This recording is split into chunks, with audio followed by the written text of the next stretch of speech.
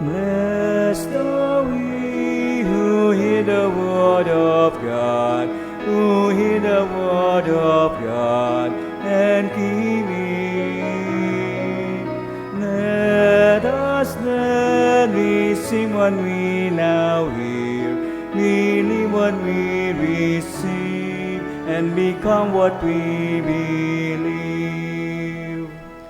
All together, I hope in the Lord, I trust in His word. With Him there is kindness and plenteous redemption.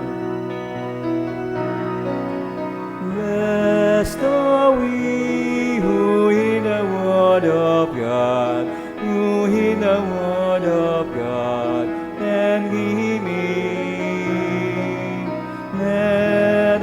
Let me sing what we now hear, believe what we receive, and become what we believe.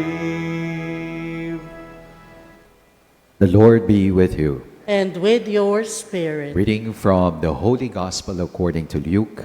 Glory to you, O Lord. Jesus said to the people in the synagogue at Nazareth, Amen, I say to you, no prophet is accepted in his own native place.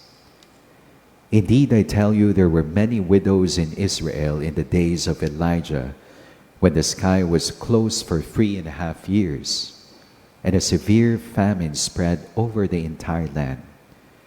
It was to none of these that Elijah was sent, but only to a widow in Zarephath in the land of Sidon. Again, there were many lepers in Israel during the time of Elisha the prophet. Yet not one of them was cleansed, but only Naaman the Syrian. When the people in the synagogue heard this, they were all filled with fury. They rose up, drove him out of the town, and led him to the brow of the hill on which their town had been built, to hurl him down headlong. But he passed through the midst of them and went away. My dear friends, the Gospel of the Lord. Praise to you, Lord Jesus Christ. Good afternoon, sisters and brothers in Christ. Peace and blessings. One of the painful human experiences is rejection. The pain, the shame, the sorrow, the grief, the anxiety of being ignored, overlooked, perhaps abandoned. And of course, that feeling of not being good enough. Nakaranas na ho ba kayo ng rejection? Kayo ho ba ang na-reject? Kayo ho ang nang-reject? Well, rejection happens in the family, relationships, workplace, even communities of faith. Well, as a lover, as a servant, expect rejection. Kapag ang isang tao nagmamahal ng tunay buong buo, isn't it there's always the tendency to overthink, overcare, overserve, overlove, and in the end, overhurt. Sapagkat ikaw ay nagmamahal, hindi ba? Well, as a prophet who speaks the truth, you also expect rejection. Kapag ang isang tao nagsasabi ng katotohanan at pawang katotohanan lamang, mas maraming kaaway kesa kaibigan. Isn't it? No?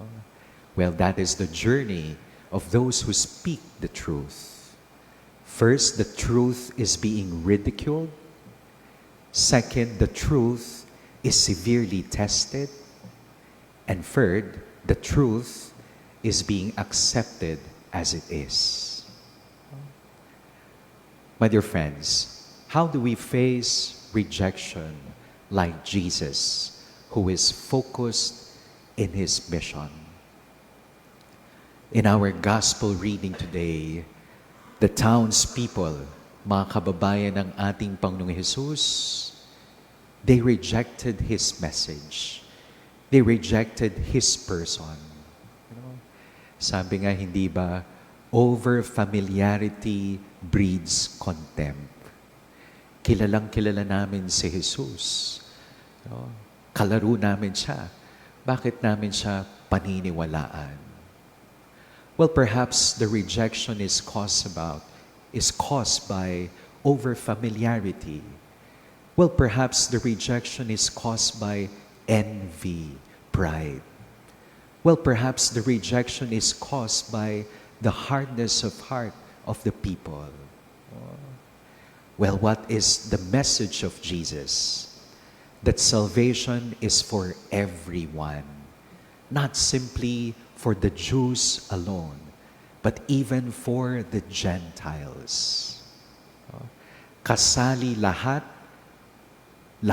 kasali sa plano ng Diyos. Yun po ang hindi maunawaan ng mga Hudyo with their exclusivist mindset. And so Jesus teaches them that God's love is big enough to embrace everyone. Jews, Gentiles, Christians, non-Christians, banal, makasalanan, male, female, children, adults.